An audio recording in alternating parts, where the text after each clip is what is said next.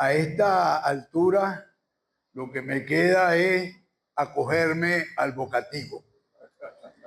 No,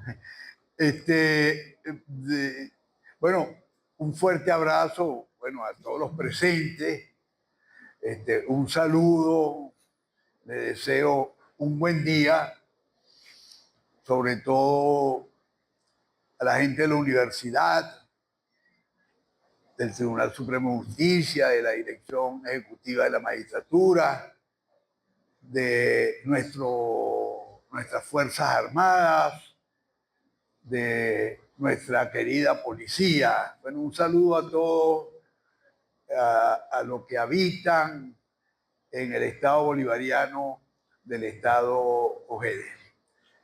Quiero también saludar al general Durán Lobo, porque sé que está muy ocupado y ha tenido la gentileza y la amabilidad de estar presente con nosotros, y también a mi amigo, mi ministro de Educación Superior, Edgardo Ramírez, porque sé que está encampañado y se tomó la mañana de hoy para venir para acá.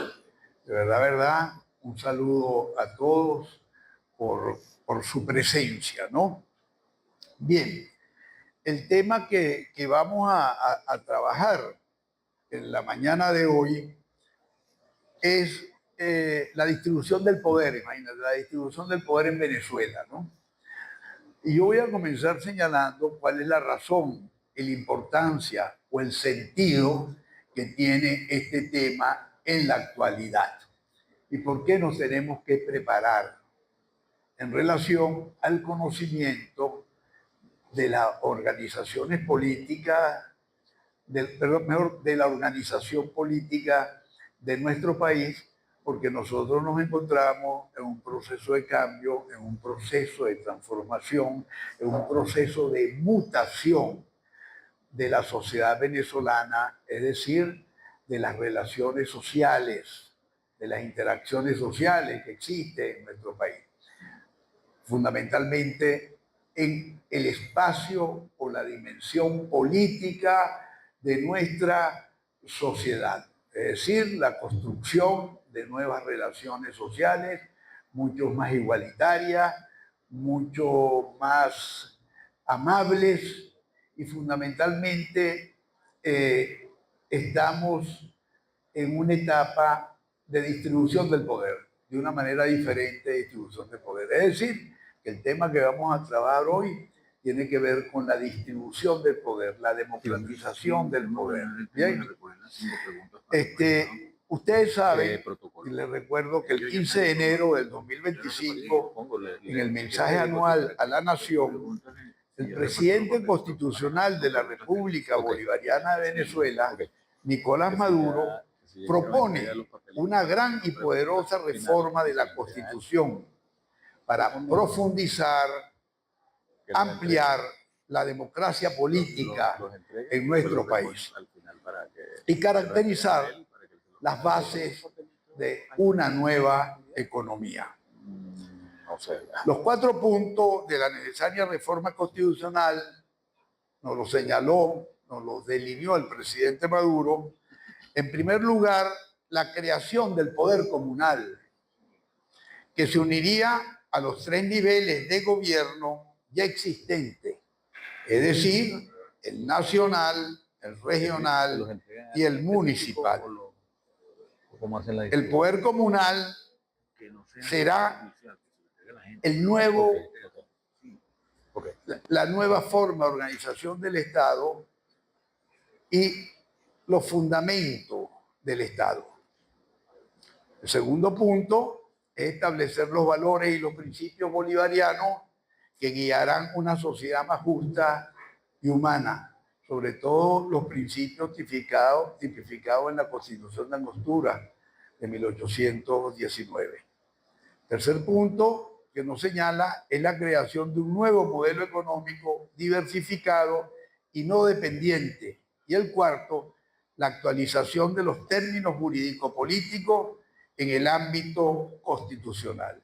Es decir, que estos 4 puntos deben vaciarse, deben subsumirse en nuestra Constitución nacional. Bien, el presidente Maduro propone como necesaria 25 años después de nuestra Constitución, de la promulgación de nuestra Constitución, el Estado popular.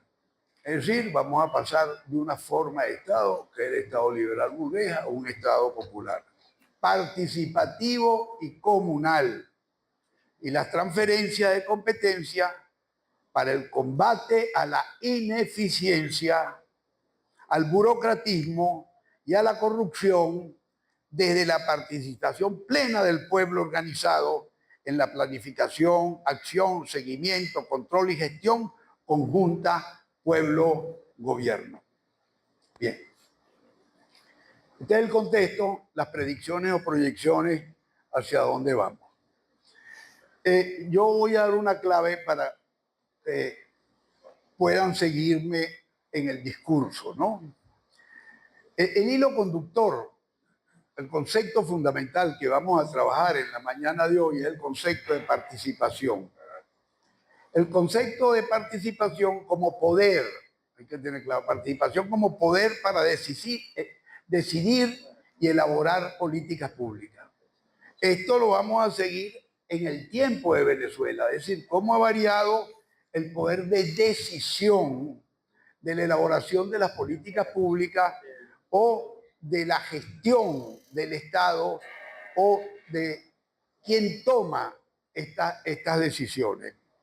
¿Para medir qué? Para poder medir e ir viendo las transformaciones, la exclusión y la inclusión de las clases sociales en el poder de decisión, que este principio de la participación protagónica, este principio de la democracia directa, lo encontramos ya tipificado por primera vez en nuestra Constitución de 1999. Recordemos que cada institución en Venezuela ha sido y es la expresión de determinados tipos de dominación y de organización del poder político en nuestra sociedad. Veamos rápidamente la presencia o ausencia de la participación en nuestras constituciones. En la Constitución de 1811 que se llama, como todos sabemos, Constitución Federal de los Estados de Venezuela, se declara la independencia del Imperio de España, sancionada por el Congreso Constituyente y fue derogada en 1812. Es decir, una constitución que duró aproximadamente 7 meses por la capitulación de Francisco de Miranda. Y establece el principio, aquí por primera vez, de soberanía popular. Sin embargo, el sufragio no era universal y la participación política era restringida en manos a unas pocas élites. Es decir, aquí que el poder de decisión estaba en manos de unos pocos en nuestra primera Constitución. Esta Constitución ha sido fundamentalmente revolucionaria porque caracteriza a la primera independencia. El derecho y el sistema jurídico de la colonia se derrumbaba. El derecho de la colonia regulaba las relaciones sociales, políticas y económicas establecidas, como todos sabemos, por España en nuestro territorio, en beneficio de la metrópolis, facilitando el control político y la explotación de recursos. La estructura jurídica estaba compuesta por el derecho castellano, las cédulas, las ordenanzas y las reales ordenanzas. Las providencias de carácter legal eran derecho positivo obligatorio. Durante el reformismo borbónico, nos estamos ubicando en 1700, se elaboraron y se implementaron una serie de leyes para las colonias, cuyo objetivo era aumentar el control de los españoles sobre las posesiones americanas. Las guerras de independencia acabaron con el dominio español en nuestro territorio. Recordemos que antes de llegar los españoles a América, a nuestra Venezuela, habían sistemas de organización indígena. Sistemas de organización indígena que eran los sistemas, los conocemos como los nombres de los sistemas prehispánicos que duraron hasta 1948. Pero es importante, no nos vamos a detener, a hacer un paréntesis, porque es importante ver cómo era la toma de decisión, quién tenía el poder, cómo se tomaba. Bueno, aquí en algunas tribus, porque no existía homogeneidad, el gobierno era ejercido por jefaturas tribales y cacicazgos. El más fuerte, el más poderoso, era el que tomaba las decisiones. Pero también existían estructuras de poder, de autoridad, basadas en el linaje, en las habilidades guerreras o religiosas, como el caso de los Timotocuicas, desarrollaron sistemas agrícolas avanzados con cierta estrategia social. Los caribes mantenían estructuras mucho más organizadas y sabemos que aquí estuvieron durante muchos años los caribes junto a los chirguas, a los tinapún, pacairiguas, turuguagua, macato, tinaco y paracay. Estoy señalando estas tribus porque sería importante que los investigadores pudieran ver cuál es la forma de organización del poder, la toma de la manera de participar y la manera de tomar decisiones. Nosotros en otros pueblos de nuestra región, de nuestra América, encontramos las primeras comunas y las primeras organizaciones comunales. Es decir, la manera de relacionarse, interrelacionarse para tomar decisiones. Es importante en este momento que estamos transitando hacia un Estado comunal, hacia los consejos comunales, que estamos transitando hacia la ciudad comunal, al Estado comunal, a la estructura nacional del Estado comunal como proceso, atención, como deseo, como predicción, podamos estudiar este tipo de estructura. Bien. Recordemos rápidamente que antes de nuestra Constitución de 1811 existía un tipo de gobierno. Ese tipo de gobierno era una monarquía absoluta que era delegada en nuestro país a los capitanes generales. Es decir, había una estructura de poder, el capitán general, que era la máxima autoridad nombrada por la corona, las audiencias, que era el control judicial, y los cabildos, que son los gobiernos locales oligárquicos. El tipo de Estado era un Estado colonial, mercantilista, extractivista y jerarquizado. Es decir, un poder concentrado en las élites peninsulares. Bien, es a partir de 1528, con la creación de la provincia de Venezuela, bajo el control de los huélzares, es decir, como todos sabemos, de los banqueros alemanes. Lo importante de esto es ver que esa participación, esa toma de decisión, ese control político, esa direccionalidad para organizar las relaciones y las interacciones sociales en la sociedad en manos de quien estaba. Manos del pueblo, en manos de la élite, en largo de la oligarquía, en manos de la plutocracia, no, en manos de un monarca. Entonces vean que en Venezuela, vamos a decir, en relación a la participación, independientemente de nuestras primeras formas comunales, encontramos, vamos a decir, a través del proceso de colonización, una absolutización del poder a través de lo que se conoce con el nombre de una monarquía absoluta. Me voy a permitir darles una definición, o sea, el peso específico del concepto de qué es lo que significa monarquía absoluta, ¿no? Para verlo. Es un sistema de administración de la cosa pública que se centra sobre una sola persona con poderes especiales. Es un gobierno monopersonal con características de perpetuidad y de irrevocabilidad. El soberano es identificado sobre una base hereditaria y por derecho divino. Nobleza, clero y burguesía formaban el sistema piramidal guiado por la monarquía. Es decir, el sistema de gobierno que guiaba y orientaba la formulación de política y la estructura social. O sea, cómo era la estructura social. Y la estructura social es una estructura, si me permiten la metáfora, una estructura piramidal. Vamos a ver cómo de esa estructura piramidal vamos a ir construyendo una forma de estructura social completamente diferente que yo metafóricamente o para tener una imagen me la imagino pasando desde la pirámide con una jerarquía a un círculo que nos podamos reunir todos para discutir cómo se da en las nuevas estructuras y las nuevas instituciones, como son las asambleas populares o las mesas, esas mesas de agua, esas mesas de electricidad, en las que participamos, discutimos, deliberamos para ver cuáles son las decisiones que debemos tomar en conjunto. Bien, pero vamos a volver a nuestras guerras, ¿no?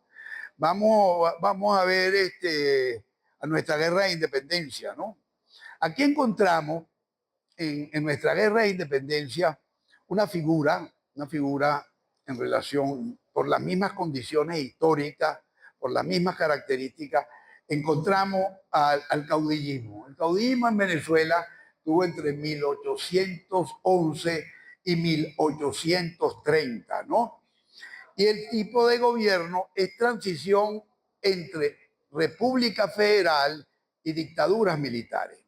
Es decir, tenemos en síntesis rápidamente, lo vamos a desarrollar, una estructura de poder en 1811, que es la primera república, que es el gobierno federal que se copiaron o nos inspiramos en los Estados Unidos.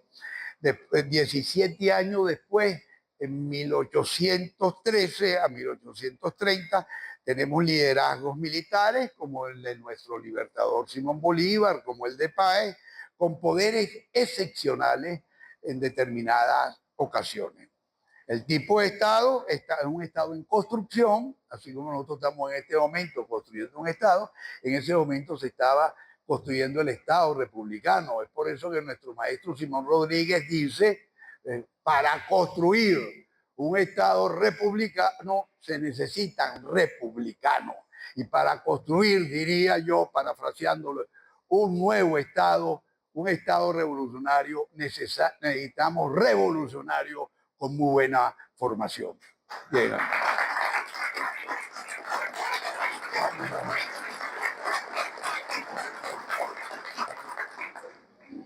Bien.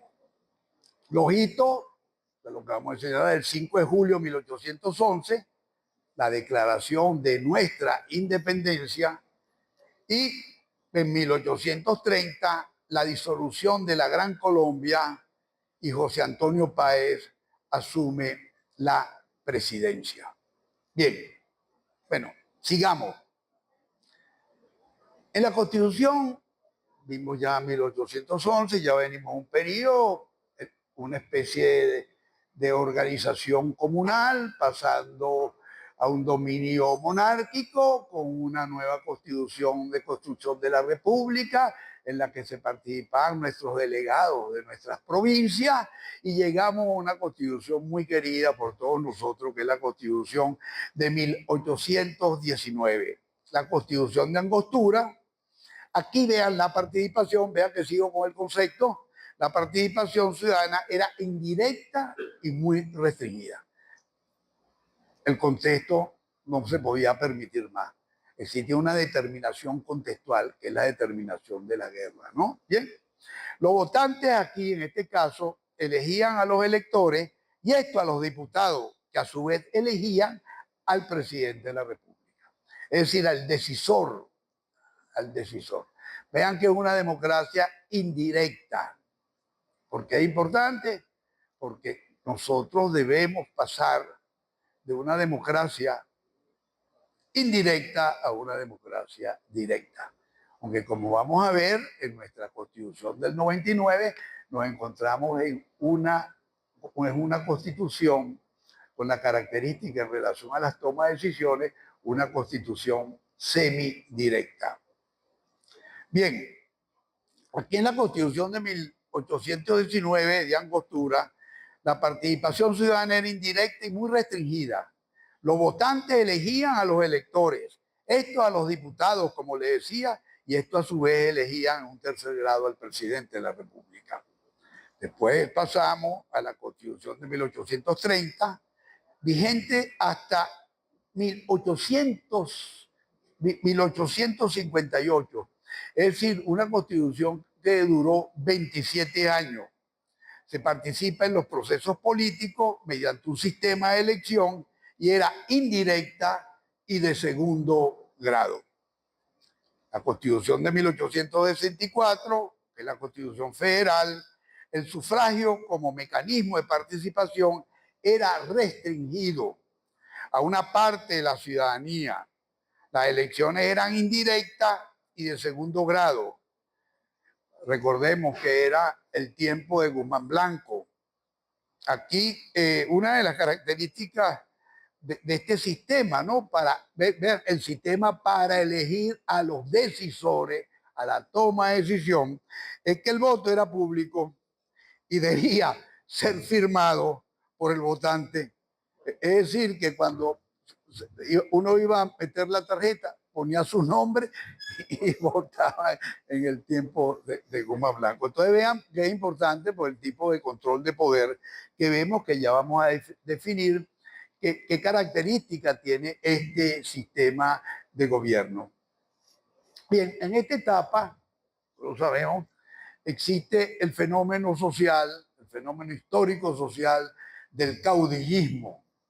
Es decir, el caudillo es algo más que un jefe. Su autoridad es indiscutible. Se basa sobre cualquier cargo formal, militar o civil, en cierto ascendiente o influencia sobre la sociedad o sobre la comunidad. El caudillo se hace seguir y obedecer por su prestigio o su carisma y ejerce una forma directa y tradicional del poder personal. Vean qué importante. Aquí la toma de decisión está en manos del caudillo, ¿no? Es decir, volvemos con todas las diferencias que puedan existir con una toma de decisión individual, como es el caso de la monarquía, y aquí el caso del caudillo.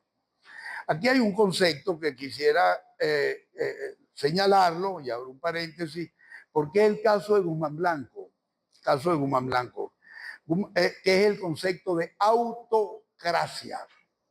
Aquí el gobierno también, ¿verdad?, de una sola persona, impersonal, y concentra en sus manos todos los poderes, generalmente sin limitación legal ni responsabilidad por su ejercicio, fundada exclusivamente en la fuerza y voluntad del autócrata. Es un tipo de gobierno absolutista. También es bueno recordar en este momento un concepto político, que es el concepto de oligarquía. Recordemos que en Venezuela existían las oligarquías conservadoras y las liberales, ¿no? Aquí el tipo de gobierno que se da en este periodo que estamos señalando, estoy señalando fundamentalmente 1830, 1870, era de república oligárquica, con alternativa entre los conservadores y los liberales. La estructura de poder, es decir, el dominio. ¿Quién tenía el dominio del país en ese momento? El dominio era el dominio de los terratenientes, dirigidos por Páez, dirigidos por Monaga, mediante clientelismo militar y control de la tierra. El sufragio es un sufragio censitario, es decir, que era un sufragio que nada más podían votar los terratenientes, es decir, un gobierno de élite. Es decir, aquí ya la toma de decisión y la participación estaba fundamentalmente, eran las élites. Las élites eran las que formulaban las políticas públicas. El tipo de Estado lo podemos definir en este periodo como un Estado oligárquico terrateniente. Las instituciones eran muy débiles, muy débiles. Era alto en inestabilidad. Periodo, lo repito, fundamentalmente la Guerra Federal entre 1859 y 1863. Y el conflicto era entre sectores populares por acceso al poder, recordémonos, y honor y gloria a nuestro jefe y comandante guerrero Ezequiel Zamora, contra las élites de ese país. Es decir, podemos ver que un conflicto de clase social entre las élites y el poder popular. El sistema oligárquico es un gobierno ejercido por un sector reducido de personas, de familias, y el gobierno de pocos intereses de ellos mismos. Hoy diríamos, se trata del control del Estado por una élite excluyente que representa el dominio de una clase o sector de intereses socioeconómicos. En Venezuela, en América Latina, durante la época de apogeo del modelo agroexportador, recordemos que se impulsó desde mediados del siglo XIX hasta la crisis de 1930. Aquí, los grupos terratenientes y comerciantes que integraban el sector exportador configuraron políticamente las típicas oligarquías latinoamericanas, excluyendo a las grandes mayorías de la toma de decisión. Bien, la Constitución, llegamos a la Constitución de 1908. Estaba sometida a la voluntad suprema de Juan Vicente Gómez. Su origen no es democrático. Era fundamentalmente un proyecto de preservación del orden mediante la fuerza. El tiempo de López Contreras, podemos encontrar la Constitución de 1936. El mecanismo de participación, pero el derecho a voto era únicamente, como las anteriores, al voto masculino. Aquí no votaban nuestras mujeres, sino estaba en manos, vean, la toma de decisión estaba fundamentalmente en manos de los hombres. En 1947, importante, con la nueva Constitución se amplía el sufragio, que es universal, sin ninguna restricción de género ni censitaria. Es decir, que en el 47 existe lo que se llama el voto universal. No hay ninguna, hay pequeñas restricciones en relación a la edad, pero el resto se abre a la toma de decisión de todos. Claro, es una toma de decisión indirecta. ¿Por qué? Porque vamos a elegir a un representante. Es decir, nos encontramos dentro de una democracia representativa. Es decir, que los que toman decisiones son los representantes, no el pueblo. Aquí toma la forma también, más adelante, nuestra Constitución de 1953, que es la Constitución del general Marcos Pérez Jiménez, toma la forma de caudillismo militar y es un Estado autoritario pero desarrollista. Algunos lo llaman, no todos, dictadura blanda, y es una respuesta de las élites a contextos de inestabilidad política y crisis económica. Ofrece eficacia en la gestión técnica a cambio de la libertad política. Describe un modelo de gobierno que combina autoritarismo político con proyectos de desarrollo económico e industrialización acelerada. Este régimen prioriza el crecimiento material y la modernización técnica, pero concentra el poder en una élite también, una élite civil y militar que amplía las libertades políticas y suprime toda disidencia. Bien, hemos utilizado un concepto, lo hemos señalado, que es el concepto de dictadura militar, el concepto de militarismo, ¿no? ¿Qué es esto, no? Es un concepto que designa, o sea, el peso específico y la designación, una desmedida tendencia de los militares a proyectarse en la esfera política. En América Latina ha sido, como todos sabemos, un escenario privilegiado del militarismo. Y hay dos rasgos concomitantes, dos características concomitantes. Por un lado, la inestabilidad política y por otro lado, la influencia externa. Se utilizan a las Fuerzas Armadas locales en beneficio de una gran potencia del exterior. En el caso de América Latina, utilizan a nuestras Fuerzas Armadas para sacar provecho, cumplir los objetivos del imperialismo sobre América Latina y sobre Venezuela, que son fundamentalmente tres. Buscar mano de obra barata, tener mercado financiero y utilizar nuestros recursos naturales. Y esto es importante señalarlo, porque la lucha por nuestra segunda independencia es que nosotros seamos un pueblo soberano, que podamos elaborar nuestras propias políticas, nuestra propia agenda y usufructuar nuestras riquezas sin que venga nadie a quitárnoslas de manera directa o indirecta.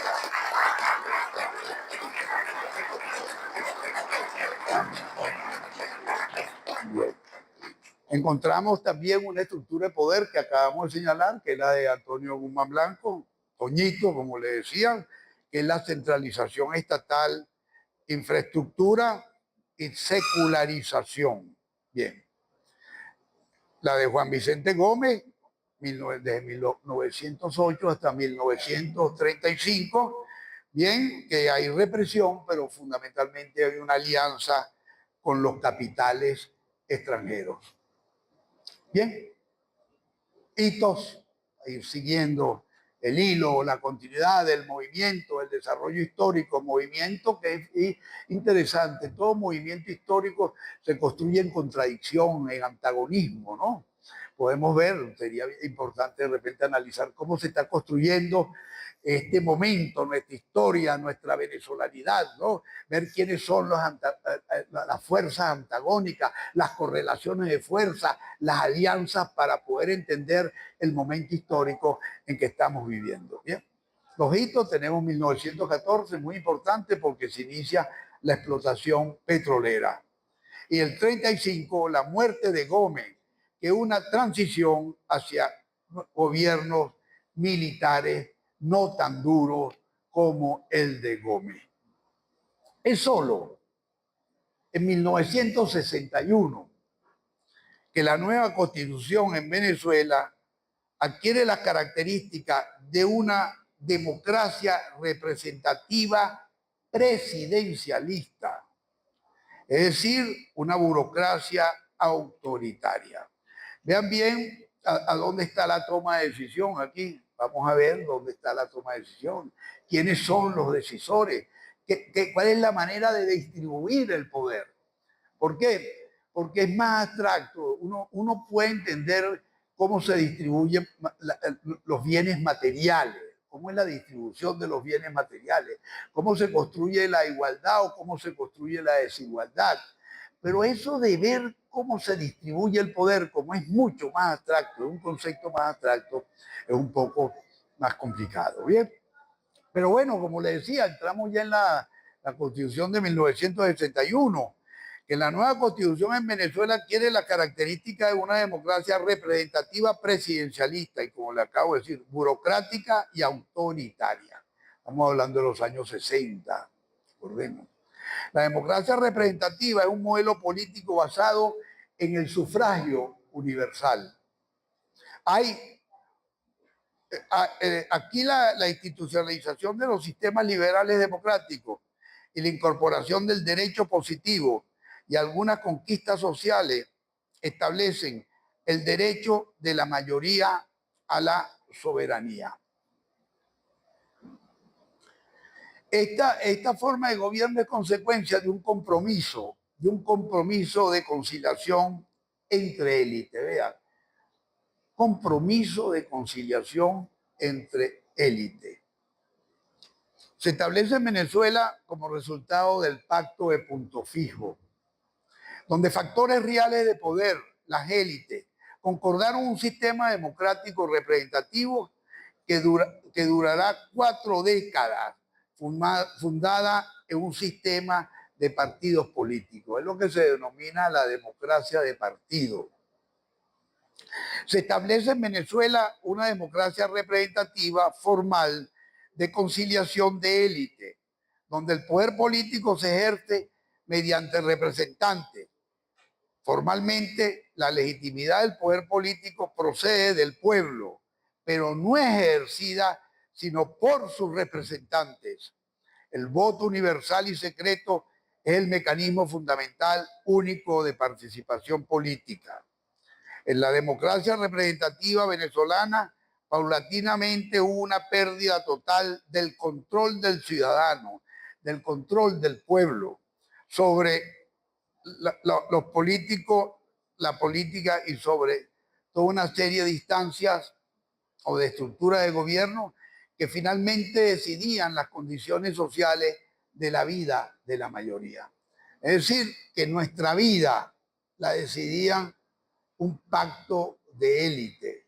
En el pacto de Punto Fijo, todos recordamos que estaban dos grandes partidos, Acción Democrática y COPEI, pero al lado de estos dos grandes partidos existía la fe de cámara, es decir, los industriales y también el clero, la iglesia, los obispos, fundamentalmente la élite de la iglesia católica. Y ahí forman el pacto. Esto es importante porque es donde se toman las decisiones que se las bajan a la Asamblea Nacional, en ese caso diputados y senadores, y esas decisiones, bueno, ya vienen guiadas y orientadas, es decir, se separan completamente del pueblo y hasta de los representantes, que son los decisores, porque debería haber sido la Cámara de Diputados y el Senado los que tomaban las decisiones en relación a las políticas públicas, en relación a las leyes que prescriben nuestra organización social. Bien.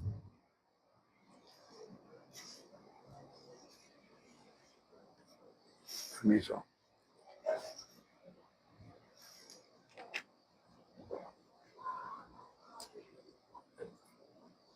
Retomamos.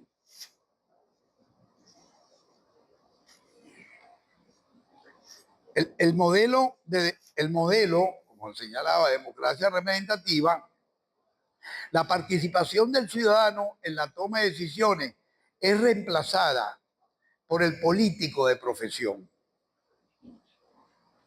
O por supuesto, análisis de expertos y tecnócratas. Recuerden Cordiplan. Esto permitía escamotear el carácter interesado de toda decisión política y en nombre de las autoridades, de la autoridad de los representantes partidistas y de la tecnocracia. La discusión pública participativa y democrática y de los intereses en juego. Aquí la única forma de participación política en la Cuarta República era votar en un sistema competitivo de partidos burocratizados y corruptos, donde los partidos políticos, para triunfar en las elecciones y acceder al gobierno, orientaban sus programas hacia las oportunidades que le ofrecía el mercado político. Esto es conseguir el máximo de votos apelando al mayor número de votantes, diversificando al máximo la oferta, agregando todas las demandas que estimaban electoralmente rentables sin importar su heterogeneidad. Aquí acabamos de utilizar un concepto que es el concepto de democracia puntofijista, ¿no? Vamos a profundizar, que es muy importante en la historia de Venezuela, ese pacto de élite.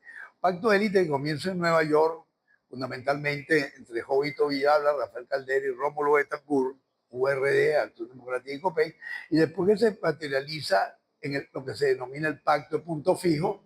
Este nombre se debe a que la casa del doctor Caldera, que se encontraba en Sabana Grande, se llamaba Punto Fijo y le dieron esa denominación, el pacto de punto fijo. Bien. La democracia punto fijista se entendía como equilibrio, como un método de elección de autoridades, como procedimientos para legitimar las autoridades mediante la competencia entre élites en un mercado político donde se dirimen sus conflictos en forma pacífica y con un electorado preferentemente pasivo. Estamos hablando de una teoría elitista de la democracia. Es decir, que nosotros en la Cuarta República tuvimos una democracia de élite que cada día se alejaba más del pueblo. ¿Qué sucede aquí? ¿A quienes se excluyeron de este pacto de punto fijo? Se excluyeron a las izquierdas, se excluyeron a los partidos de izquierda, Movimiento Izquierda Revolucionaria, el Partido Comunista y otras organizaciones. Es por eso que lleva a la izquierda a otro tipo de lucha, a otras formas de lucha, por la manera como lo habían excluido. Bien,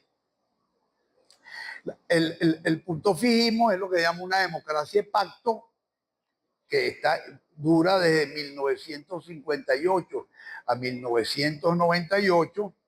Aquí el tipo de gobierno es un gobierno democrático representativo bajo pacto, como ya les he señalado, de élite. Tiene una estructura de poder que, como les señalaba, es un acuerdo entre ADECO, PEI, URD, Fedecámara y el alto clero de la Iglesia para alternarse en el poder. Aquí, como señalaba también, en esta partidocracia existía la exclusión de fuerzas de izquierda y fundamentalmente y al corporativismo, fundamentalmente, ¿no?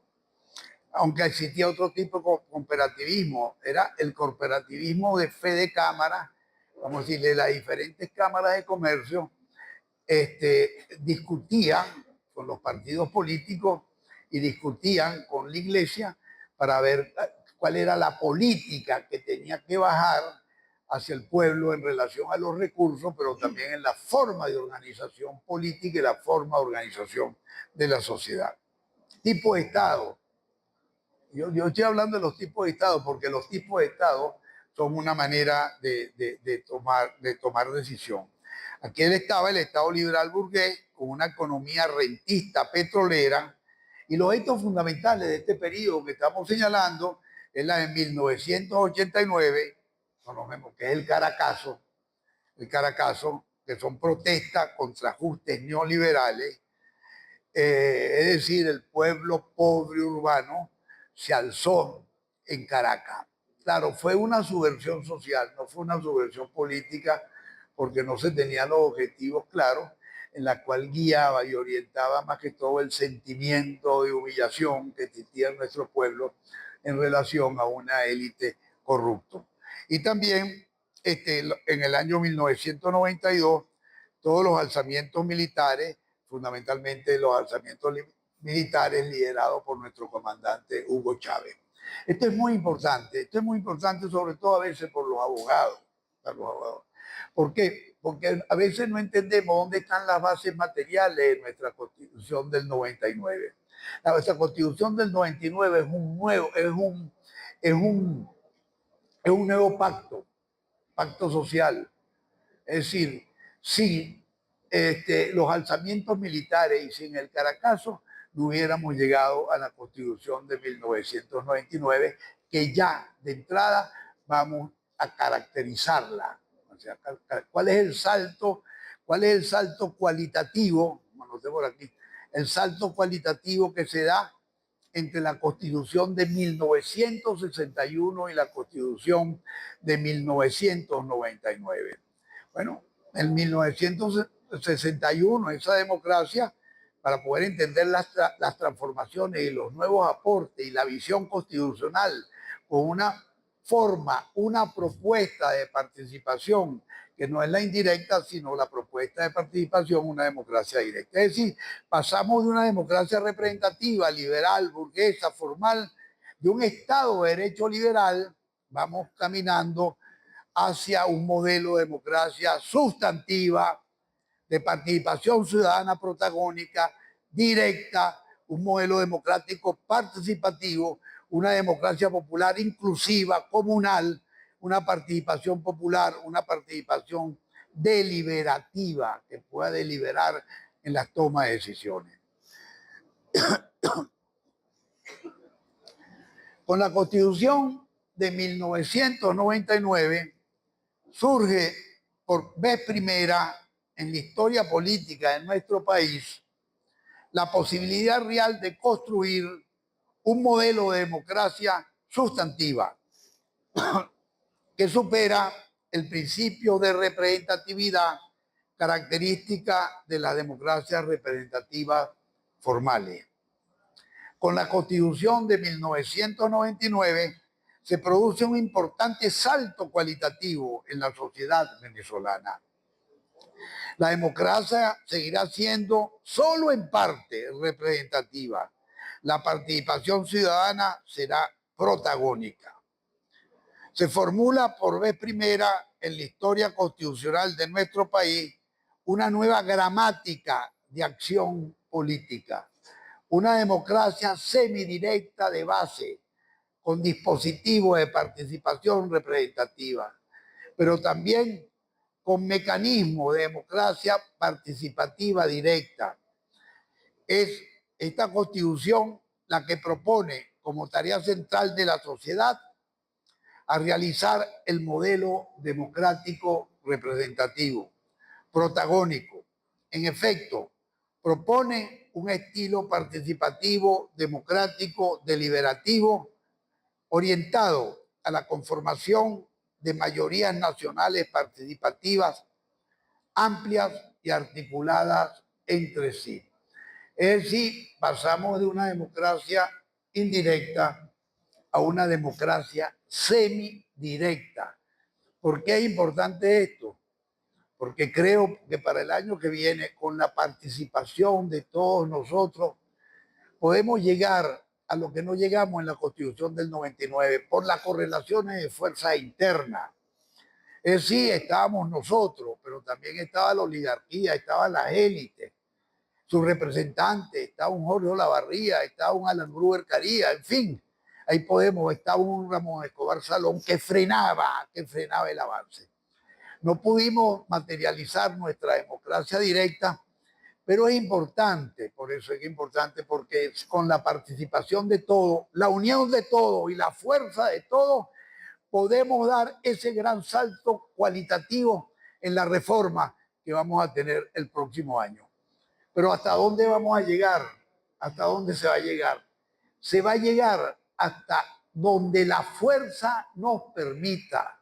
Es decir, que si hacemos un análisis de coyuntura, si hacemos un diagnóstico de la realidad social, si hacemos un análisis situacional y de repente no tenemos la fuerza y la organización suficiente, nos quedaremos con la democracia semidirecta. Por eso es que es importante la conciencia de lo que estamos reflexionando y pensando en la mañana de hoy, porque eso nos lleva a organizarnos, a pertenecer a las estructuras comunales, a discutir, a participar, a proponer.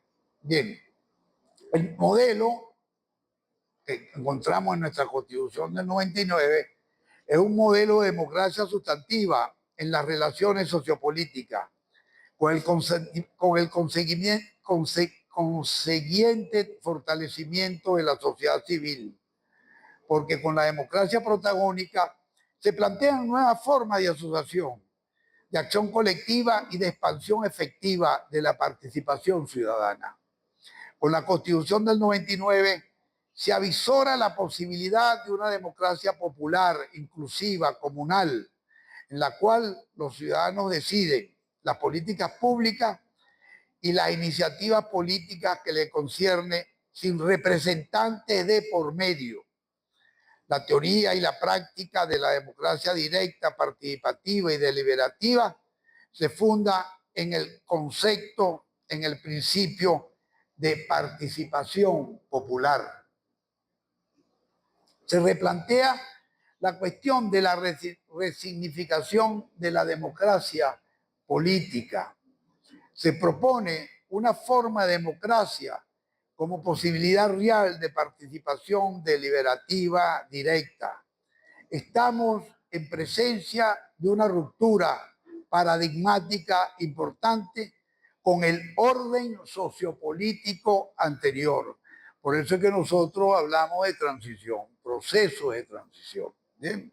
Proceso de transición que hemos tomado, vamos a decir, la vía pacífica, la vía democrática, para poder materializar nuestros proyectos, y no solamente nuestros proyectos, nuestros planes en la nación y nuestras transformaciones. Que por cierto, es necesario, es necesario que aquellas personas que te den el número de teléfono, para aquellas personas que quieren que le podamos mandar el último documento de las 7 transformaciones, porque es un documento que hay que leerlo, es un documento que hay que estudiarlo, es un documento que hay que discutirlo. Nosotros lo tenemos en el teléfono y se les podría mandar a aquellas personas que están interesadas. Bien, les decía ahorita, y lo repito porque es muy importante para ver el salto, ¿no?, que estamos en presencia de una ruptura paradigmática, es decir, estamos en presencia de una ruptura de conceptos, de principios, de modelos, de entender la organización política. Estamos en presencia, repito, de una ruptura con el orden sociopolítico anterior. Y este propósito, nuestro comandante Chávez habló de segunda independencia. Y creo que debemos tener conciencia qué significa segunda independencia, porque cada uno de nosotros, activamente o pasivamente, estamos dentro de ese proceso de desarrollo de la corriente histórica. Esa corriente histórica que a veces no entendemos, pero que es anterior, exterior, y nos coacciona a cada uno de nosotros, y a veces no tenemos la conciencia suficiente para poder interpretarla. Al llegar a la presidencia de la República el 6 de diciembre de 1998, Hugo Chávez Frías, congruente con su promesa electoral, impulsa la redacción de una nueva Constitución Nacional. La nueva Constitución de 1999 permite legitimar el nuevo Estado constitucional de derecho y de justicia, que supera al Estado de Derecho liberal, que se apoya en el principio de la igualdad formal entre los ciudadanos y el modelo constitucional de la democracia representativa promulgado por la Constitución de 1961.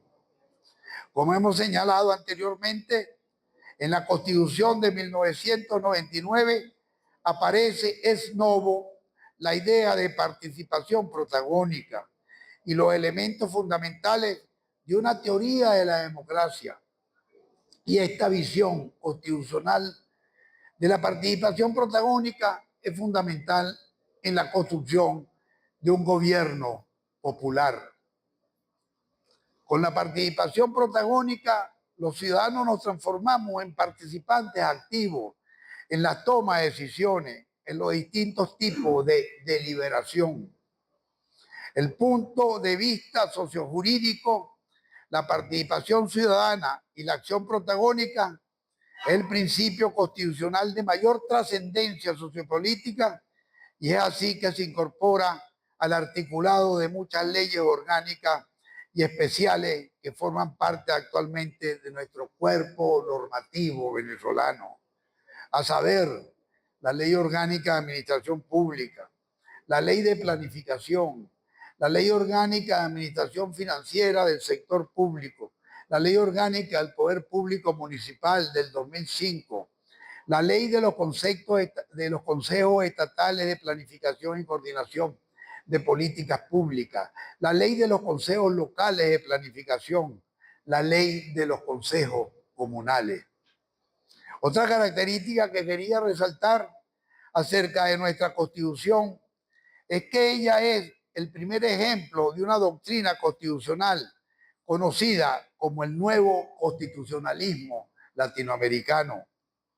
El rasgo esencial de este nuevo proceso constitucional es que se han elaborado con participación de las organizaciones populares, con la participación de los movimientos sociales, que han producido formas jurídicas y políticas mucho más incluyentes respecto a la Constitución de 1961. Una Constitución sensible a grupos y clases sociales excluidos, marginados del sistema democrático representativo en las 4 décadas anteriores, conocidas como la Cuarta República. Con la nueva Constitución de 1999 se instala por primera vez en nuestra sociedad el poder popular. Los colegas abogados tenemos que volver a ver, a reflexionar y a discutir el artículo 2 de nuestra Constitución, el 3, el 62, el 70 y el 184, entre otros. Se avanza hacia una nueva distribución de poder mucho más democrática y mucho más inclusiva. Bien, esta época, que la denominamos época de revolución bolivariana y socialismo en aquel momento del siglo XXI, y hoy estamos hablando ya de socialismo revolucionario, el tipo de gobierno es de democracia participativa y protagónica. La estructura de poder, que va de Chávez de 1999 al 2013, existe una nueva constitución, poder popular y creación de los consejos comunales. Por primera vez se habla de poder popular y de constitución de consejos comunales. Entre el 2013 y el 2025, el presidente Nicolás Maduro, podemos ver que estamos en un proceso de transición de la democracia participativa, esto es muy importante, de la democracia tipificada en la Constitución de 1961 a una democracia directa. El tipo de Estado es un Estado en transición hacia el Estado comunal. O sea, ¿en qué momento nos encontramos? Estamos en una etapa de transición hacia la construcción del Estado comunal, es decir, de un nuevo sistema político en que las tomas de decisiones son completamente a como se tomaban las decisiones, como acabamos de ver en las constituciones como fuente, donde podemos encontrar cuál es la propuesta constitucional que prescribe la forma de organización del poder público y la forma de organización de la toma de decisiones. Los hitos más importantes de esta época que estamos trabajando. 1999, la Constitución de la República Bolivariana de Venezuela. Democracia participativa y protagónica, es decir, dos conceptos que encontramos por primera vez en nuestra estructura jurídica. 2005, Chávez proclama el socialismo del siglo XXI en el Festival Mundial de la Juventud. El 11 de junio del 2009, Chávez pronuncia su primer aló presidente teórico, y este primer presidente teórico, que búsquenlo, se lo dedicó completamente a la comuna. Es decir, ahí hay una fuente que nos puede nutrir para entender de qué se trata, ¿no? De qué se trata. Bueno, yo me imagino que, sí, bueno, sí, eso está grabado, eso, vamos, Noel, a buscar el video, ¿no? Vamos, ese video es bien importante, ese primer aló presidente. Aquí sí está editado, no sé, pero hay que buscarlo, porque aquí trató los lineamientos estratégicos para la revolución bolivariana en su búsqueda de construcción del socialismo del siglo XXI, señalando que la comuna debe ser el espacio sobre el cual vamos a parir el socialismo. El 19 de abril del 2013 inició el pedido presidencial del presidente Maduro. Consultas populares, importante, consultas populares para la selección de proyectos comunales financiados por el Estado y distribución del presupuesto del 2024. Y aquí encontramos cómo, de manera participativa, cada una de los consejos comunales decidió cómo iba a utilizar ese presupuesto. Pero no se trata de cosas pequeñas.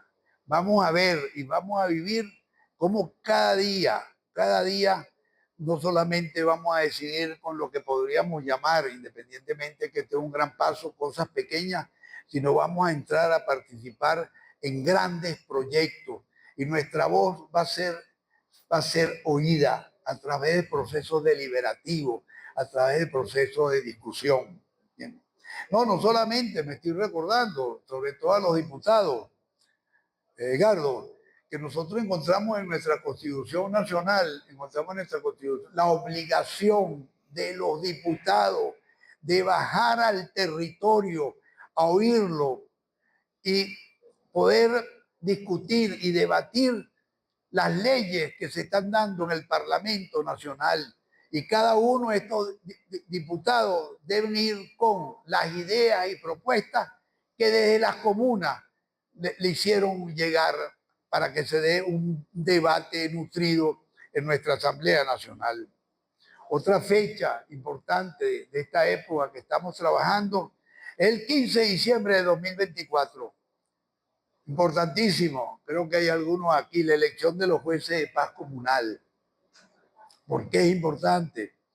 Porque no solamente la transformación se está dando en el poder legislativo, recordemos el concepto de la democracia en la calle para poder participar en nuestras leyes, sino también, no solamente se está dando en el Ejecutivo, con las asambleas, con las comunas, con la participación, por ejemplo, en estos primeros pasos en relación a la distribución del presupuesto, sino nosotros en el Poder Judicial ya estamos dando los primeros pasos de democratización con la elección de nuestros jueces de paz.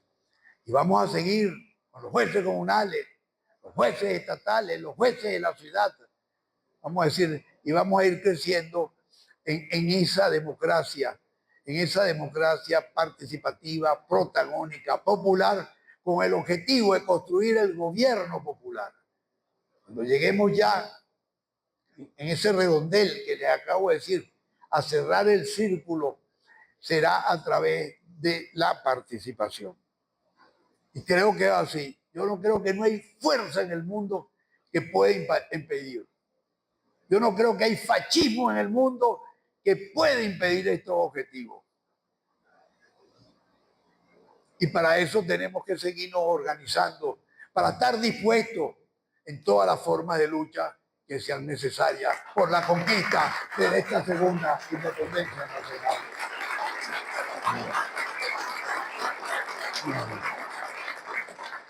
La propuesta de reforma constitucional del 2025 nos toca, que abordará 4 problemas fundamentales. El primero, la ampliación y perfeccionamiento de la democracia participativa y protagónica hacia la democracia directa.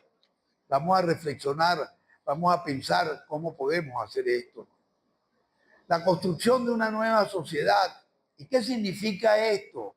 La construcción de una nueva sociedad, porque es como muy abstracto. A veces es tan abstracto que a veces no logramos entender y nos cuesta mucho entender que es una sociedad. Pero de manera bastante sencilla y simple, de mi punto de vista, una sociedad es donde se dan relaciones e interacciones sociales. Relaciones e interacciones sociales en el ámbito político, en el ámbito cultural y fundamentalmente en el ámbito económico. ¿Y por qué decimos transformación de sociedad y construcción de nueva sociedad? Porque en esa sociedad de clase que queremos superar, en ese Estado liberal burgués que queremos superar, estamos situados en lugares diferentes. Es decir, que en el campo de la economía, si hacemos un análisis, vamos a decir, del desarrollo económico de nuestra industria, de nuestra producción, de nuestra distribución, podemos, en el consumo fundamentalmente, podemos ver grandes diferencias sociales. Y nuestra revolución va a acabar con esas grandes diferencias sociales, no solo en la distribución de poder, sino en la distribución de los bienes nacionales y de nuestros recursos naturales. Hacia eso debemos ir cada día. Es decir, debemos ir cerrando ese trecho de grandes desigualdades sociales. Tenemos que seguir empujando, vamos a decir, estas nuevas construcciones, como les acabo de decir, de nuestra nueva sociedad. ¿Y qué significa? Significa esto, construir nuevas relaciones sociales. Construir nuevas relaciones sociales en base a la armonía, en base a la paz. Pero para que exista paz, armonía, nuevas relaciones sociales más solidarias, se necesita que las condiciones materiales de vida de cada uno de nosotros sean cada día mucho, que se acerquen a ese equilibrio institucional. Esa es la única manera. Tanto es así,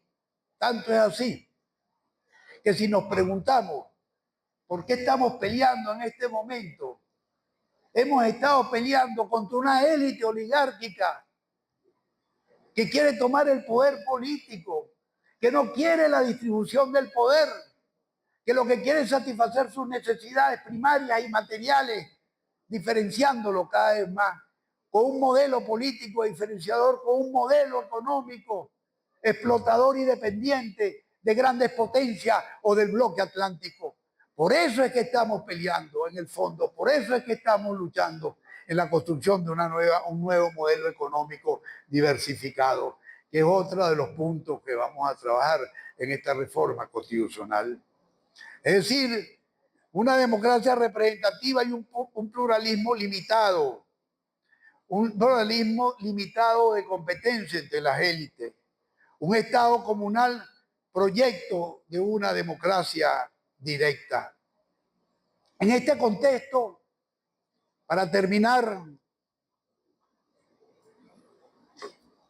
en este contexto es necesario entonces seguir reflexionando y preguntarnos cómo seguir construyendo una nueva forma de gobierno y de Estado que organice la sociedad venezolana a partir del concepto de participación protagónica. De nuestra visión constitucional, cómo seguir construyendo una democracia, una sociedad participativa y protagónica. Necesitamos seguir construyendo una institucionalidad democratizadora. Después de 25 años hemos adquirido como pueblo la madurez política, ideológica, para seguir en este trabajo de repensar la actualidad y la democracia en estas condiciones actuales y sobre todo elaborando movimientos operativos o perspectivas de acción. Quiero terminar con un concepto que es muy importante. En la revolución bolivariana, el sujeto fundamental es el pueblo trabajador, el pueblo campesino, los curas de la teología de la liberación comprometidos con el pueblo, las amas de casa, los estudiantes pobres. En América Latina, en las sociedades dependientes y controladas por las minorías, el pueblo representa el polo de la mayoría. Pueblo, clase trabajadora. Se trabaja con el concepto de pueblo como aparece en algunas teorías del socialismo o de la izquierda. Es el conjunto de las clases, fundamentalmente, y de las personas más oprimidas que nos las encontramos cada día por nuestra calle. Los pobres, los marginados, los explotados, los perseguidos. El pueblo de Dios. La historia es vista desde la lectura de los que sufren,